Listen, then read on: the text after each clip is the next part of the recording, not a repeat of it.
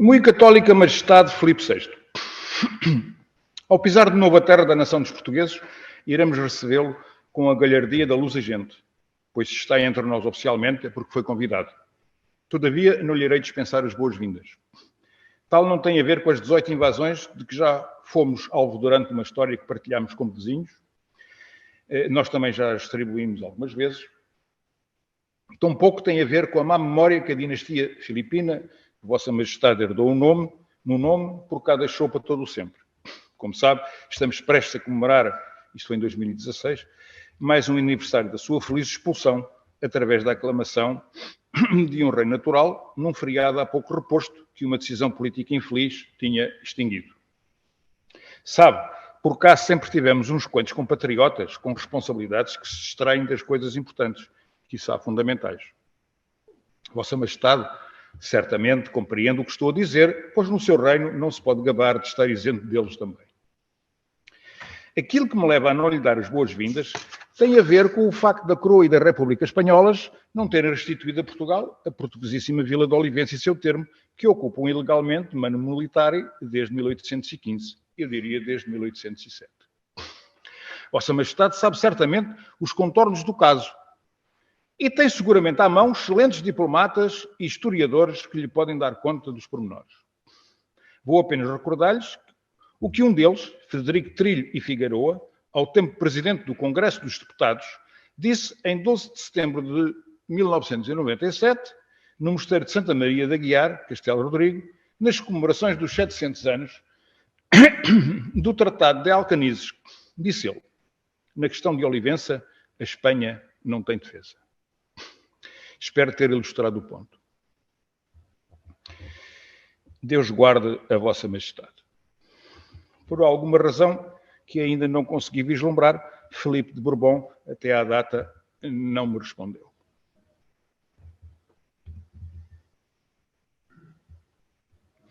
A questão da Olivença, como é conhecido o conflito entre Portugal e Espanha sobre Olivença e seu termo, representa uma usurpação dos direitos territoriais e soberanos portugueses, uma vergonha em termos de direito internacional, uma mácula auto-infligida na honorabilidade do Estado e das diferentes populações que constituem a Espanha e uma chaga viva na nação e pátria portuguesas. É uma questão que se arrasta desde 1801, sem que a Espanha, que continua a ocupar ilegalmente Olivença e seu termo, cerca de 450 km², há muitos países no mundo que são mais pequenos que isto, tenha sequer uma resta de razão para o fazer desde 1807. A postura do Estado português desde 1841 é de complacência com a situação, dado que se tem remetido à posição oficial de não reconhecer a administração espanhola, administração entre aspas, do território, mas abstendo-se sobre o assunto, que é importante tomar qualquer iniciativa para resolver.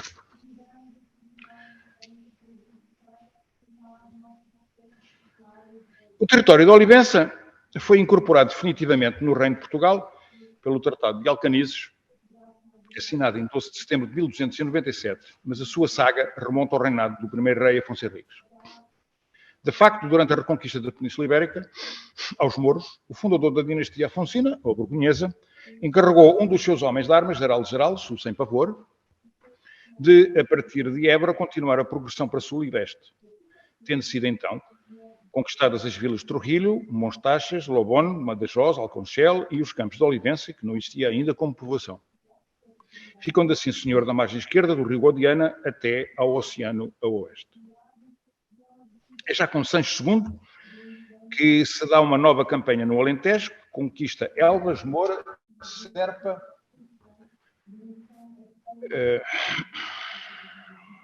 e Jurumanha, que foram doados à Ordem do Tempo em paga dos seus serviços. A chegada de agricultores aos campos de Olivença levou os templários a fundar a povoação com esse nome.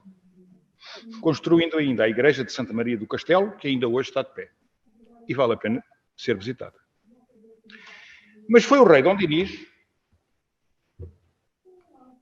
que conseguiu assinar, após muitas peripécias, conseguiu assinar a 12 de setembro de 1297 o célebre Tratado de Alcanises, no qual ficam para sempre incorporadas em Portugal as terras de Ribacoa e as vilas de Jurumanha, Oguela, Campo Maior e Olivença. Mesmo assim, ainda se cedeu a Castela as vilas de Aroche e Aracena, afirmando Dom Dinis, a contragosto, nos tratados temos por vezes que perder algo se quisermos ganhar o que pretendemos. Não foi fácil o parto da Olivença portuguesa. E há muito mais episódios que, obviamente, eu não tenho tempo para contar.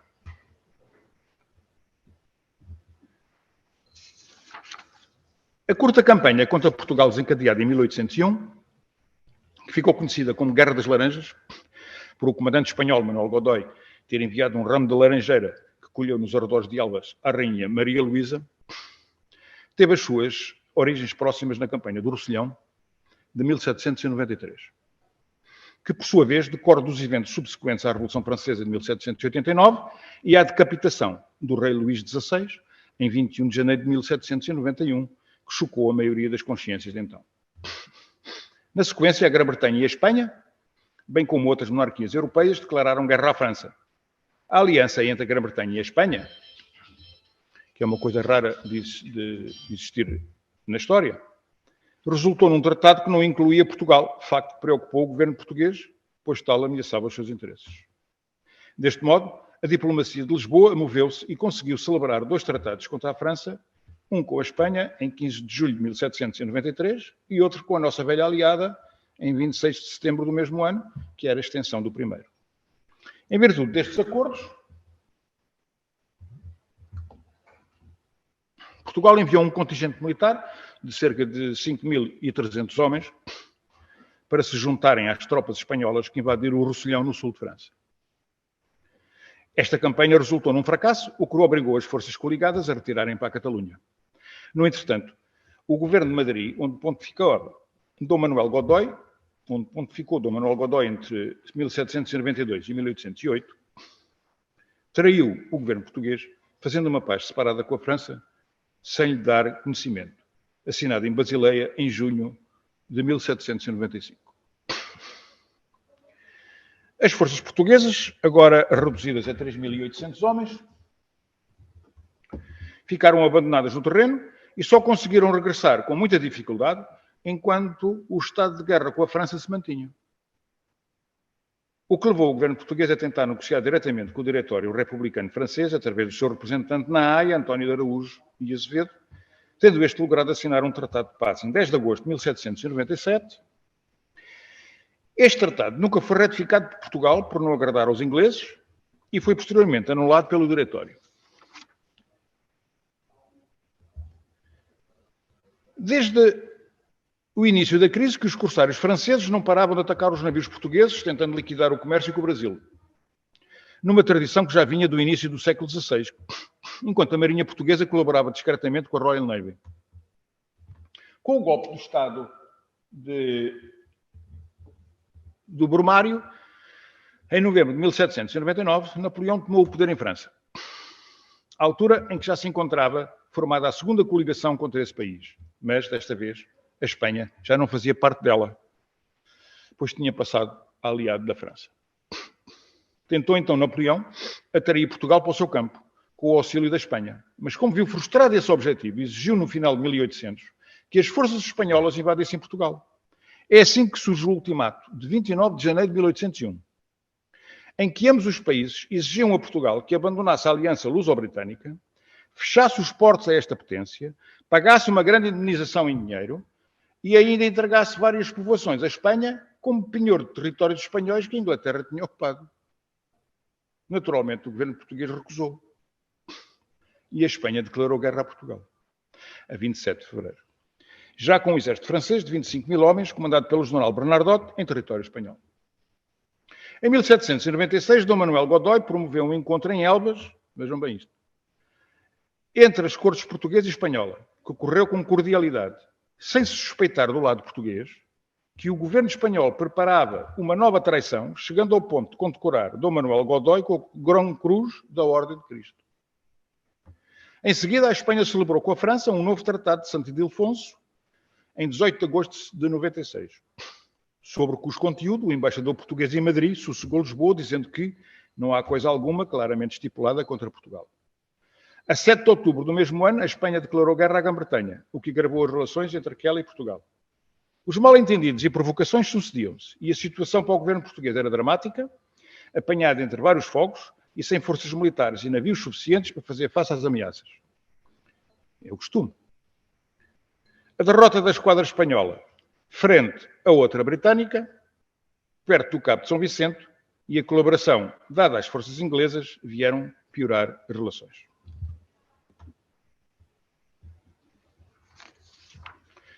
Durante mais de 4 anos, a diplomacia portuguesa tinha conseguido, com grande esforço, manter um equilíbrio instável e evitar uma confrontação militar direta. Mas no presente, a situação internacional não permitia mais fugir a tal. Infelizmente, não se aproveitou o tempo para se conseguir reforçar os meios militares e o estado das fortalezas, mesmo tendo em conta os escassos meios financeiros disponíveis.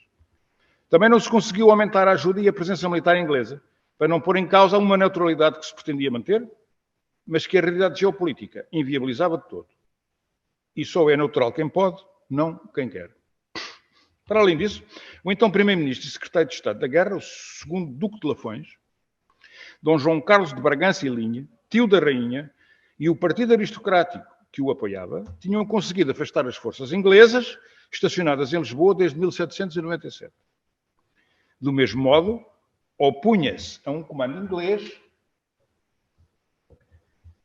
das forças combinadas e que as tropas britânicas guarnecessem praças costeiras, bem como a mobilização e preparação do exército para a guerra, e tal prejudicou o esforço conjunto para fazer face ao conflito. A citação acima resume com eloquência a posição do Duque de Lafões, octogenário e com algumas das suas faculdades já muito diminuídas, apesar da sua longa experiência como militar e político. Mesmo assim, não se pode dizer que o ataque franco-espanhol tenha apanhado as autoridades portuguesas de surpresa, até porque já se tinha preparado para esse ataque em 1796, 97 e 98. No entanto, em princípio de 1800, e algo incompreensivelmente, as razões aduzidas sobre os encargos financeiros da mobilização e a falta de mão de obra na agricultura não parecem ser suficientes, uma parte significativa do exército foi desmobilizado. Tal fez também esfriar o possível auxílio militar de Sua Majestade Britânica, a ponto do inquilino do número 10 da Downing Street, William Pitt, ter afirmado que o governo de Sua Majestade só ajuda os governos que, em primeiro lugar, se queiram ajudar a si próprios. É lapidar.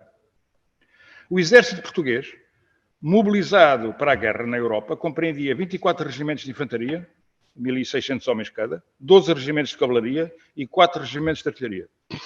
Além destes 40 regimentos, havia desde 1796 uma legião de tropas ligeiras, várias companhias de artilharia de guarnição e o Real Corpo de Engenheiros, formado por 125 oficiais.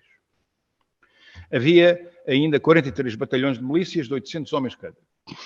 Estas forças estavam desfalcadas de efetivos e, na sua grande maioria, eram comandadas por aristocratas só por o serem e não por terem tido formação ou competência para o cargo. O comandante em chefe era o Marechal-General Duque de Lafões e os 3 generais de armas eram o Marquês de Minas, o Conde de Sampaio e o Conde de Aveiras. O ajudante-general era o Marquês de Marialva. Havia 2 generais estrangeiros, o Conde de Golse, que era Marechal, e o Marquês de La Rosière, que era Quartel-Mestre-General. Foram constituídos 2 exércitos. Um a norte, do Rio Douro, a fim de defender o Minho e Trás-os-Montes, mas sobretudo o Porto, comandado pelo Marquês de La Rosière, e o outro, a sul, que deveria defender a Beira, o Alentejo e o Algarve, mas sobretudo Lisboa, comandado pelo General Forbes. O exército do norte teria cerca de 15.000 homens, que podiam chegar a 20.000. O exército de Forbes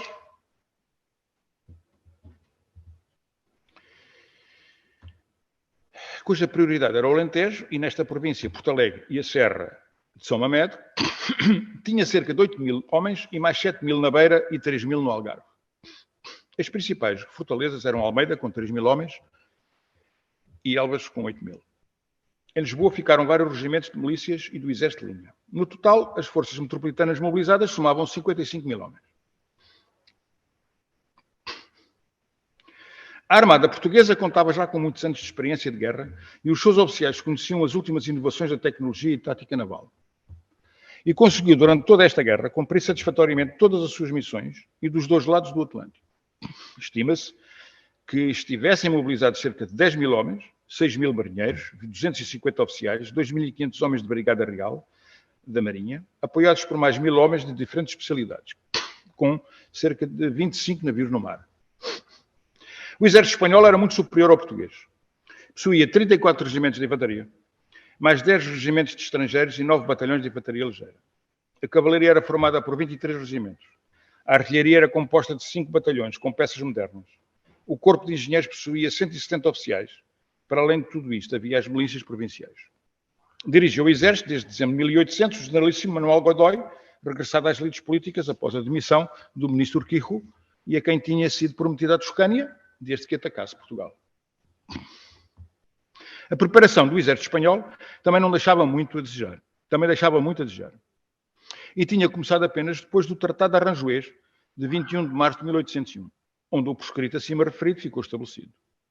E faltava, sobretudo aos espanhóis, um trem de artilharia, de cerco, e meios logísticos para transportarem víveres e munições. Godoy conseguiu concentrar à volta de Badajoz cerca de 30 mil homens, ficando no norte cerca de 20 mil sob o comando do general francês Saint-Simon, quase todos empenhados na defesa das fortalezas costeiras galegas, ao passo que na Andaluzia apenas havia 10 mil homens. E nem sequer havia um plano de campanha digno desse nome. Para os espanhóis, o importante, e isto é que foi uma das chaves de toda a sua conduta política e militar e diplomática durante toda esta campanha, que foi das coisas mais complexas que houve na história de Portugal, o que os espanhóis não queriam verdadeiramente era que os franceses ocupassem a Espanha ou Portugal, ou tivessem cá tropas. O ataque deu-se no fatídico dia 20 de maio de 1801, encontrando-se as tropas portuguesas estacionadas e em alerta, conforme preparação prévia.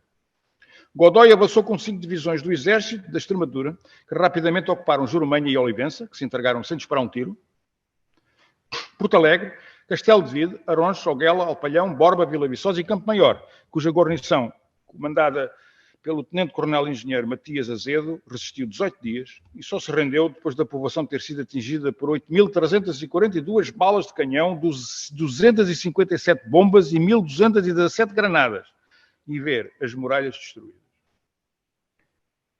Foi obra. Apenas Elvas se aguentou bem. Foi um mau momento para as forças portuguesas.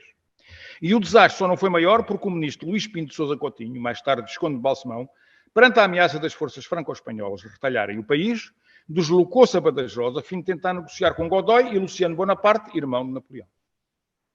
Pinto de Sousa, perante a situação desesperada em que se encontrava o país, conseguiu negociar o fim das hostilidades e, apesar de tudo, limitar os danos, cedendo-se apenas Olivença e, mesmo assim, só depois de os espanhóis terem recusado a Ilha do Príncipe, oferecida em troca desta. Olivença era governada por Júlio, notem o nome, Júlio César Augusto Hércules de Chermont, Marechal de Campo, que não devia muito ao seu nome. As suas muralhas eram extensas, mas a necessidade de obras, e apesar de ter os espanhóis bem guarnecidos, apenas dispunha de 200 homens de milícias. A guarnição normal tinha sido enviada para Porto Alegre, considerada com mais hipótese de se defender. Mas a capitulação não foi honrosa, o que fez com que este governador fosse julgado em Conselho de Guerra e acusado de traição, de que foi mais tarde absolvido. Pior sorte teve o governador de Jurumanha, Coronel Veríssimo António da Gama Lobo, que também se rendeu, apesar de ter amplos meios para se defender. O Conselho de Guerra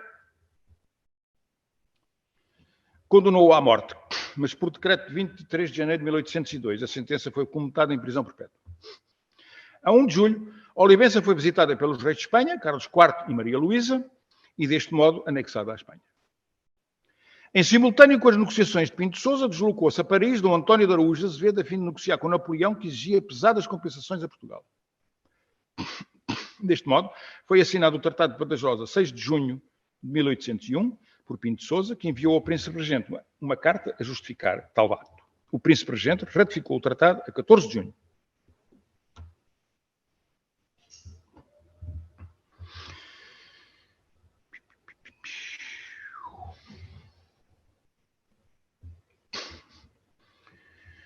No tratado, deste modo, a Espanha restituiu todos os castelos, cidades e vilas, com exceção de Olivença, ressarceram-se mutuamente pelos danos causados na guerra e no mar, e fez-se um novo compromisso de paz e amizade para o futuro. No tratado ficou assente que as tropas espanholas deixariam o território português em 6 dias, o que não sucedeu. E, pasme-se, uma das razões apontadas por Espanha para a anexação de Olivença eram os atos de contrabando prejudiciais a ambos os reinos. Napoleão, porém, ficou furioso, por grande parte do que pretendia não ter ficado consignado no Tratado de Badajoz, e obrigou a uma grande ronda de negociações que só terminaram em 29 de setembro, com a assinatura de um novo Tratado de Madrid. Numa cláusula secreta, acordou-se uma verba a pagar à França de 20 milhões de libras, as quais seriam pagas em dinheiro, diamantes ou em valores comerciais. Se bem que este texto esteja focado na questão de Olivença, o conflito foi muito mais alargado. Em primeiro lugar, na metrópole. De facto, o plano português para fazer a guerra contemplava uma resistência a norte, na fronteira do Rio Minho e parte de Trás-os-Montes, com sucessivas linhas de defesa até ao Porto, que com Lisboa eram os dois objetivos fundamentais a defender, como foram sempre. E como são hoje. Outro corpo de tropas defendia a beira alta e baixa, com movimento de retardamento, se necessário, até à zona centro do país, em Abrantes.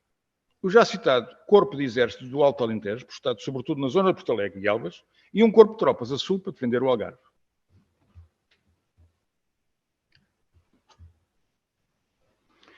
Ao norte as coisas não correram mal, mantendo-se os espanhóis na defensiva, o que permitiu algumas ações ofensivas na Galiza, Monterrey, a partir de Chaves. Na fronteira leste, nas beiras, as forças portuguesas e franco-espanholas mantiveram-se nas suas posições e em respeito mútuo, pelo que a fronteira não foi violada por nenhuma das forças, e no sul houve curtos combates na zona da fronteira algarvia em que as posições defensivas portuguesas foram preservadas. Por isso, no cômputo geral das operações realizadas na metrópole portuguesa, as coisas não correram mal de todo, salvo a rendição já referida e pouco honrosa das praças alentejanas, da derrota do combate de Arronches e na rendição do trem logístico na Flor da Rosa, a situação sendo algo dramática não oferecia grande perigosidade, tanto mais que o grosso das tropas não tinha sido afetado e poderia retirar em boa ordem para posições defensivas mais recuadas. Ainda por a principal fortaleza portuguesa, a de Elvas, estar intacta, sendo uma ameaça permanente para qualquer forças espanholas que se internassem no território. Tal não impediu que o Duque de Lafões, no fim das operações, fosse demitido de todos os seus cargos.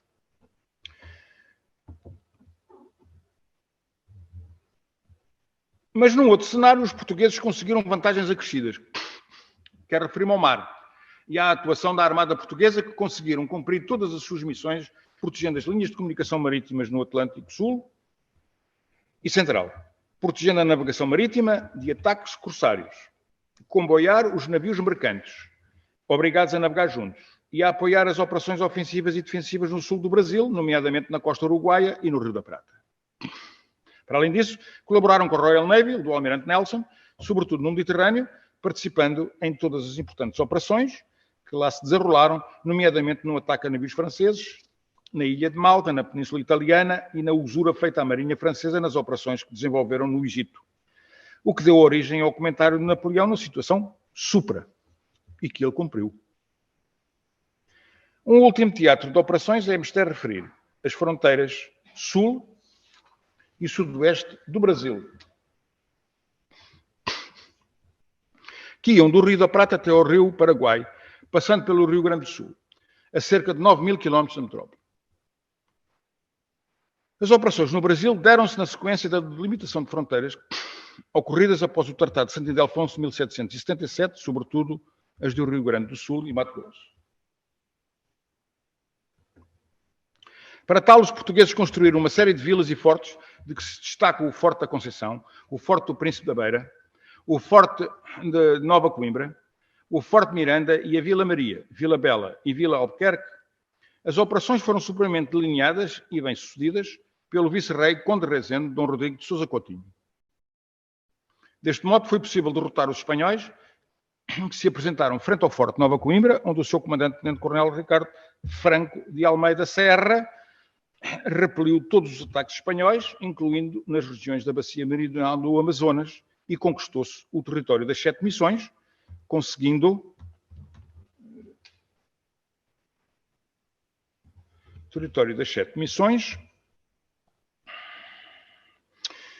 e conquistou-se o território, conseguindo-se a incorporação no Brasil de 15 mil km² de novos territórios.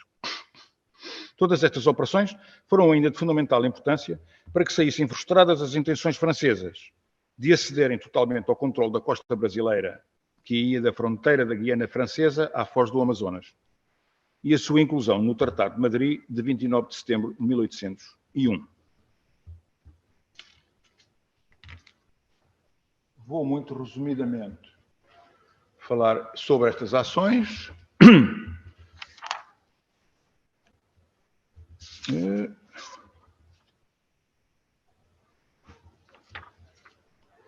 Pela paz Tilsit,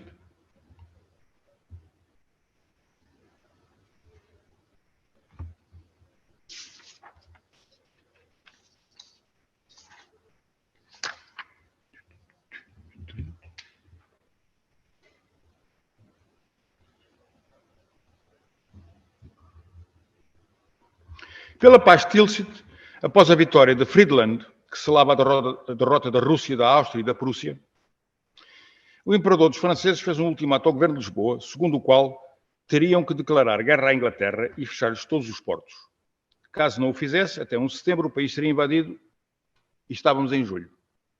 Para garantir a colaboração espanhola, Napoleão assinou o secreto e infame Tratado de Fontainebleau em 27 de outubro de 1807, com o ministro Godoy, que previa a divisão de Portugal continental, além do ultramar, que seria dividido mais tarde, em 3 partes, e garantindo a passagem e sustento do seu exército, 25 mil homens, em direção a Lisboa, e a colaboração de tropas espanholas na invasão de Portugal. Junot conseguiu entrar em Lisboa com as avançadas do seu exército destroçadas em maltrapilhas a 29 de novembro, sem que sobre elas se tivesse disparado um tiro, a tempo de ver os navios da Armada Portuguesa a deixarem o Tejo, levando a família real para o Brasil. Deste modo, ficaram frustrados 2 dos grandes objetivos que Junot tinha sido incumbido: o de capturar a família real portuguesa e assenhorear-se dos navios portugueses de que a Marinha Francesa tanto necessitava. O terceiro objetivo também ficou frustrado, ou seja, o de fechar os portos à Inglaterra, dado que Junot nunca conseguiu ocupar devidamente o território. Os ingleses conseguiram desembarcar e estabelecer-se militarmente, e as tropas francesas foram expulsas ao fim de 9 meses. Uma das primeiras coisas que o príncipe regente fez, quando chegou ao Rio de Janeiro, foi através de um manifesto datado de 1 de maio de 1808 declarar a guerra à França. Estava assim feita a primeira reivindicação para que Olivença e seu termo voltassem à soberania portuguesa. E ela era justa e de direito, já que o Tratado de Badajoz especificava no seu artigo 1º que haverá paz, amizade e boa correspondência entre a Sua Alteza Real e o Príncipe Regente de Portugal e dos Algarves, e Sua Majestade Católica, El Rei de Espanha. E no artigo 4º, e se neste ou noutro artigo houver infração, se dará por nulo o tratado. Artigo 9º. Sua Majestade Católica se obriga a garantir a Sua Alteza Real, o Príncipe Regente de Portugal, a inteira conservação dos seus estados e domínios, sem a menor exceção ou reserva. O próprio Tratado de Madrid, de 1801, era explícito no seu artigo 1. Haver no futuro e para sempre paz, amizade e boa inteligência entre a República Francesa e o Reino de Portugal. Ora, o Tratado de Fontainebleau e a invasão de Portugal em 1807 pelas tropas franco-espanholas tornava nulos os tratados que levaram à cedência de Olivença. Após a abdicação de Napoleão, em 1814, no Tratado de Paz assinado em Paris, em 30 de maio desse ano, o seu artigo adicional número 3 considera invalidados os acordos de Badajoz já referidos. Tal foi assinado por Talleyrand, por parte da França, e pelo Conde Funchal, Dom Domingos de Sousa Coutinho, por Portugal. Porém, o representante espanhol recusou-se a assiná-lo, alegando que não tinha autorização para o fazer. Mas o representante português conseguiu a promessa de que as grandes potências se interessassem pela causa da Olivença no congresso convocado para Viana. Neste congresso, representaram Portugal o conde de Palmela, Dom António Saldanha da Gama e Dom Joaquim Lobo da Silveira, que conseguiram que constasse da ata final do artigo 105, que se transcreve. As potências, reconhecendo a justiça das reclamações formadas por Sua Alteza Real o Príncipe Regente de Portugal e do Brasil, sobre a Vila de Olivença e outros territórios cedidos à Espanha pelo Tratado de Badajoz de 1801, e considerando a restituição destes objetos como uma das medidas próprias para assegurar entre os dois reinos da Península aquela boa harmonia completa e permanente, cuja conservação em todas as partes da Europa tem sido o fim constante de seus arranjamentos, obrigam-se formalmente a empregar por meios de conciliação os seus esforços mais eficazes a fim de se efetuar a retrocessão dos ditos territórios em favor de Portugal, e as potências reconhecem, em tanto quanto de cada uma delas depende, que este arranjamento deve ter lugar o mais brevemente. Já lá vão 200 anos. Mais uma vez, o delegado espanhol se recusou a assinar o tratado, alegando novamente que necessitava de instruções do seu governo, tendo em conta este artigo e também pelo facto de não ter obtido, como pretendia, a entrega dos ducados de Parma, Placência e Guastalla a favor de uma princesa espanhola. Deste modo, a entrega da Olivença ficou em suspenso. Sem embargo, passados 2 anos, por via de um acordo assinado em Paris a 10 de junho de 1817, ficou acordado que os ducados em disputa na posse da arquiduquesa da Áustria, Maria Luísa, segunda mulher de Napoleão, passariam por sua morte para a princesa espanhola Maria Luísa de Bourbon, irmã de Fernando VII, e foi deste modo que a Espanha assinou finalmente o ato final de Viena, em 17 de maio, pelo conde Fernando Nunes, em nome do rei de Espanha. Por esta via, a Espanha aceitou implicitamente o artigo 105 e a entrega da Olivença, que devia ocorrer de imediato, o que não sucedeu. Desta feita, o rei de Espanha tomou conhecimento que, em janeiro de 1817, tropas portuguesas tinham ocupado Montevideo, e tal foi usado como pretexto para não se entregar a Olivença, enquanto não se restituísse a futura capital do Uruguai, e efetuou um protesto internacional junto das potências da Santa Aliança.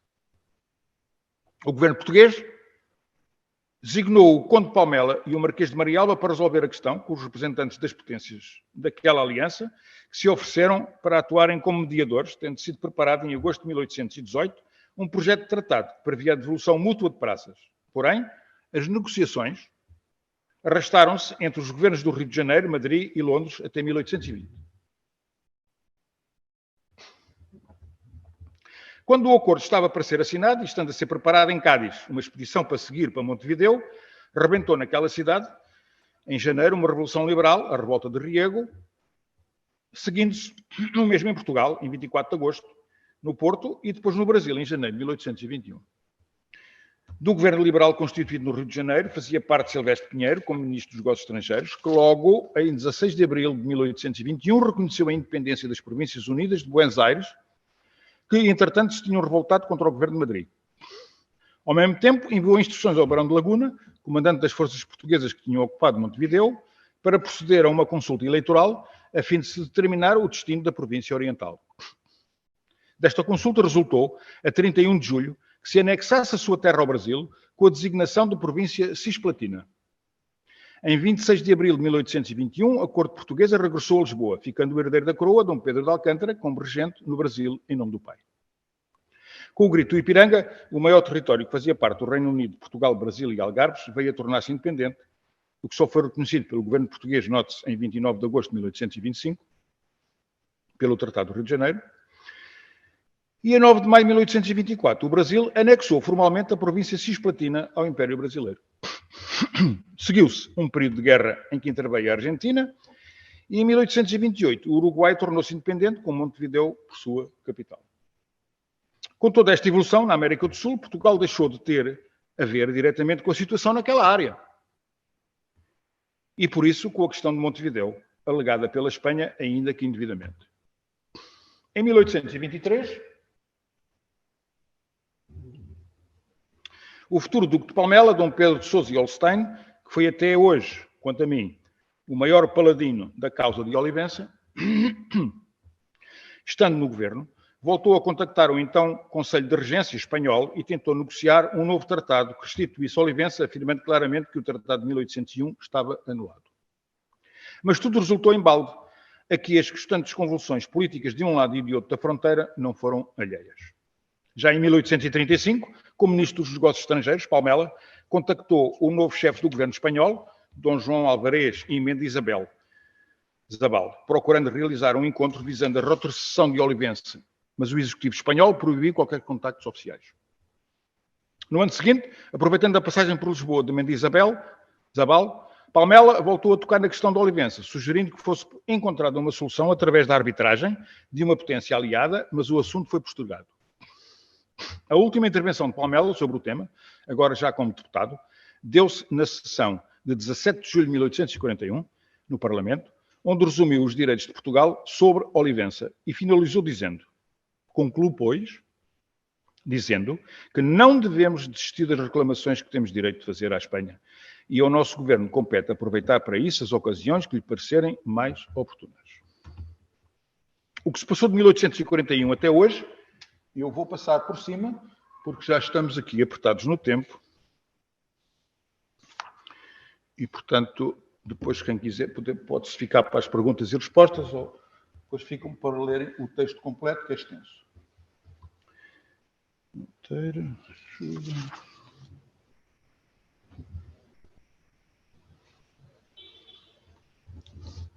Em todas as constituições portuguesas, desde 1822 até a atual, de 1976, lembro que houve diferentes constituições em 1826, 1838, 1911, 1933. Existe apenas um único artigo que, com algumas diferenças de escrita, é idêntico em todas elas. A versão atual diz assim, artigo 5.3. O Estado não aliena qualquer parte do território português ou dos direitos de soberania que sobre ele exerce, sem prejuízo de ratificação de fronteiras. Diz que os constituintes o escreveram a pensar exclusivamente na questão da Olivença. Mas até hoje ninguém tirou as devidas consequências que tal implica. E era para rever a Constituição, por rever a Constituição da República, que se deveria encetar um plano político e estratégico atual para se reaver Olivença. Pois Olivença é terra portuguesa. Para dar força ao propósito que tem de nascer de uma vontade política, as forças políticas em Portugal, que têm desprezado o facto de uma parte do território nacional estar cativa de uma potência estrangeira, deviam unir-se para votar uma alteração à Constituição no sentido de lhe acrescentar um artigo em que se dissesse algo parecido com isto. Olivença e seu termo são território português, temporário e indevidamente sob a administração do Estado espanhol. O completo retorno deste território à soberania portuguesa deve ser objetivo indeclinável dos órgãos de soberania nacionais por todos os meios ao seu alcance. Por muito menos, aliás, se escreveu nesta última Constituição, em 1976, no seu artigo 5.4 e até à sua entrega à China, o seguinte: o território de Macau, sob a administração portuguesa, rege por estatuto adequado à sua situação especial.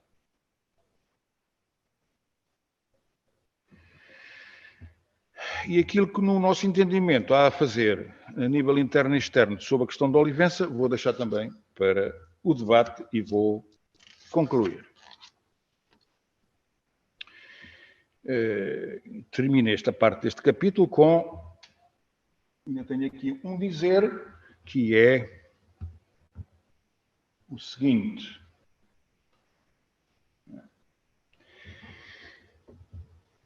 Quero terminar este capítulo com uma frase de Mário Rodrigues, membro do grupo dos Amigos da Olivença, no seu trabalho Olivença Esquecida. Se Olivença, era um rapaz novo quando escreveu isto, se Olivença é uma causa perdida, não é a Olivença que está perdida para Portugal. É muito provavelmente Portugal que se perdeu a si próprio, incapaz de defender os seus interesses. Cá está ela. Em conclusão,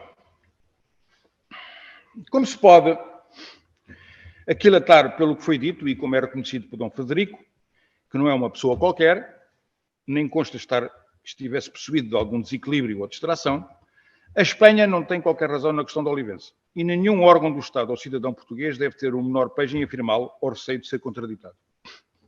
O Duque de Palmela, a quem prestamos homenagem, resumiu lapidarmente a questão num trecho da carta que escreveu ao então primeiro-ministro espanhol, Mendizábal Isabel, em 35. E cito: "Direi finalmente que a Espanha, como signatária do ato final do Congresso de Viena, reconheceu da maneira mais positiva, num dos artigos do tratado, os justos direitos da coroa de Portugal à Praça de Olivença. E, portanto, não lhe é decoroso o continuar a desatender aqueles direitos depois de os haver especialmente reconhecido." Reforço o termo decoroso. E, de facto, o Estado espanhol, que representa a Espanha, tem-se portado de uma forma muito pouco decorosa em toda a questão de Olivença, começando na traição protagonizada no Tratado de Basileia de 1795, passando pelo ataque desferido em 1801 sem qualquer razão que justificasse uma causa belli, e a terminar no argumento da tomada de Montevideo, que era marginal e estranho ao assunto. Só para citarmos estes. Deste modo, menos se entende a apatia que tomou posse das autoridades portuguesas e que foi transversal a vários regimes, e lembro: a monarquia constitucional, a Primeira República, a ditadura nacional entre 26 e 33, o Estado Novo e agora o chamado Estado de Direito Democrático, a República semipresidencialista resultante da Constituição de 1976, que encontram sempre, aparentemente, uma desculpa de que não é o momento oportuno. Pelos vistos, nunca vai haver um momento oportuno, pois até em 15 de abril de 1811, quando tropas portuguesas ocuparam Olivença, expulsando de lá os franceses, as tropas espanholas já tinham retirado, os ingleses, por via do Wellington, e seu irmão, que era embaixador em Madrid, usaram o mesmo argumento para mandar retirar os militares lusos de lá, deixando de regressar os espanhóis e também ficado para mais tarde a promessa de se resolver a questão. E assim, as questões de índole política se vão sobrepondo às jurídicas e ao que é do direito.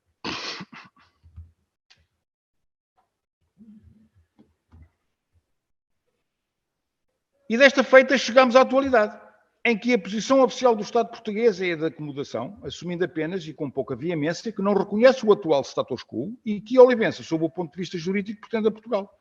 E por aí se queda. Numa atitude que se pode comparar aos 10 anos em que se olvidou o caso de Timor, invadido pela Indonésia em 1975, onde Portugal tinha muito menos razão do que no caso vertente, e este arrasta-se desde 1801. Na fronteira luso-espanhola, estou já a acabar, aquela definida pelo Tratado de Alcanizes, cujos 700 anos foram condignamente celebrados por ambas as partes, e onde até esteve presente o Presidente da República Portuguesa, a mais antiga e estável em todo o mundo, continua maculada, pois faltam colocar no seu devido lugar 100 marcos fronteiriços, que a definem desde o número 801 a 900. E creio que não pode haver melhor momento do que hoje, dado todo o mundo afirmar que as relações entre Portugal e a Espanha nunca foram tão boas. Ora, entre amigos deve haver a franqueza e a lhanheza de colocar os problemas que possam existir e ninguém tem que levar isso a mal. Até porque Madrid tem uma estratégia global para o mundo e defende com unhas e dentes todos os seus interesses. E neste âmbito é o tempo e a lassidão que têm sido os seus maiores aliados.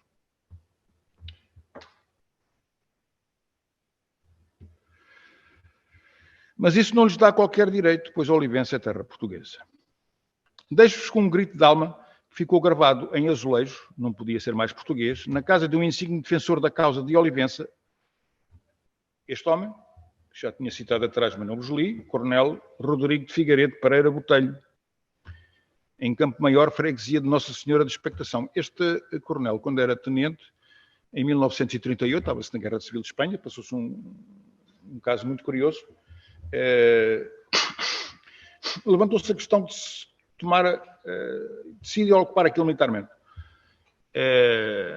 Bom, isso está tudo descrito e tudo documentado, e este homem era tenente, recusou-se a entrar em combate, não queria entrar em combate na Guerra Civil Espanhola, mas ofereceu-se para ir com os seus homens lá do batalhão de infantaria que havia em Elvas nessa altura, ocupar Olivença.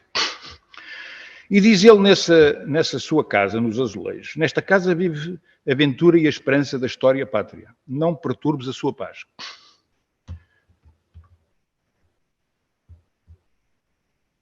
Se és meu amigo, Deus te guie. Se és português, Deus te guarde. Se és alentejano, Deus te salve. Mas se és de Olivença, entra, meu irmão. Esta casa é sempre tua. Aqui vive-se junto ao céu. A alma alimenta-se da imponderável fé. O coração sonha e adormece olhando o mar.